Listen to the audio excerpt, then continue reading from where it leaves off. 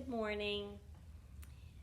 We talked last video about how you shouldn't answer the phone or the text or whatever, but we didn't talk about how you do that. How do you do that? How do you do that?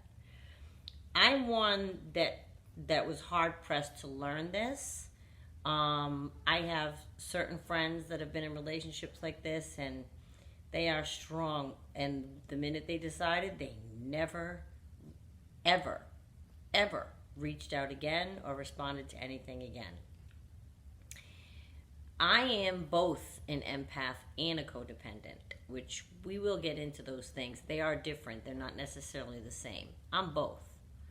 So I am like not only candy to these people, but I find it very difficult to ignore someone who is imploring upon you that they are sad and, oh, I miss you and I love you. It's my instinct to fix people and make them feel better. I think that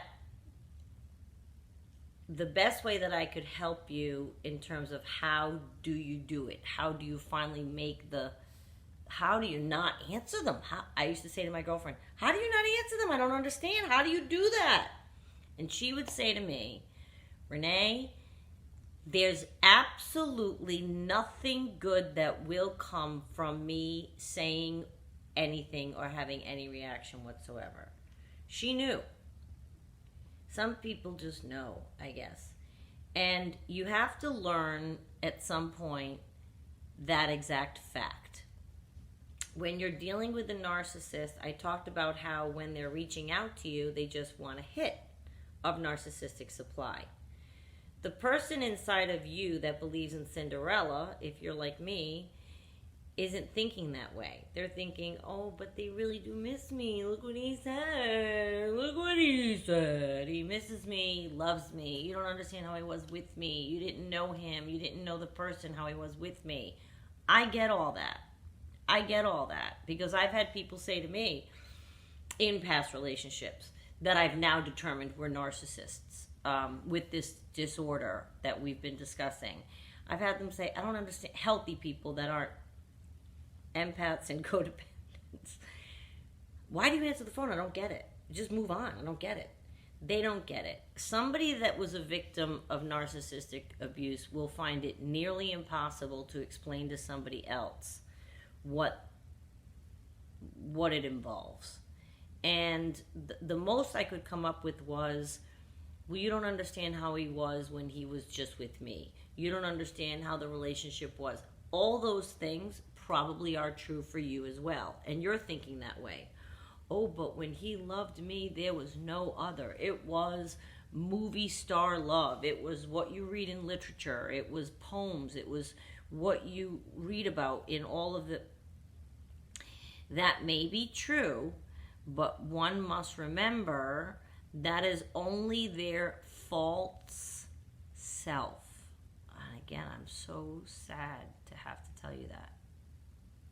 Because it's hard to learn that. It's hard to swallow it. It's really hard. Because it was beautiful, and it was enchanting, and they were enchanting and beautiful. And I just feel like once you learn that, you can start to try to say, okay, so they didn't want me. Like, it has nothing to do with us. They just wanted some attention from somebody, and you happen to be there, or you happen to be receiving and responding. It's a real tricky thing, and I know the part of you that, but I love him or her, or I get that, and it's hard. Years ago, this was before I really learned about this. This was years ago, and I was going out with somebody, and then it ended abruptly, and but he'll come back, and my cousin, who's very honest, all the time, said to me, but Renee, you can't trust that person. They just pulled the rug out from under you. Ooh, but, I had all the buts. And finally she said to me, right out loud, Renee, he doesn't want you. And this was 2 hours after the person had broken up with me. This was years ago, but I'll never forget it. And it was, and to this day we laugh and she, oh, I'm so sorry I said that. No, I needed to hear that. That's exactly what I needed to hear that day, because I was in bed 2 hours after this abrupt breakup, after a whirlwind of a time, and I found it so disconcerting. And to hear he doesn't want you made me click over and say, she's right. Because if they wanted you, they'd be with you. If they wanted you, they wouldn't have done the things to you that they have done.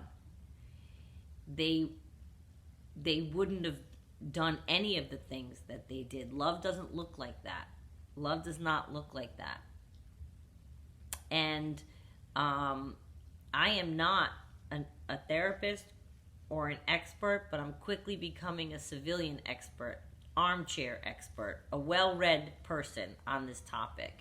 And they don't want you. That is the answer. They don't want you. So that's what you need to keep in your head when they're reaching out to you, and it's ever so charming, and you are extremely tempted. They don't want you. It's not you. It's not you. And that's a tough pill to swallow, but once you realize that, you can then turn the corner and realize, I'm not going to answer that person. It has nothing to do with me. It becomes easy, but you gotta get through that.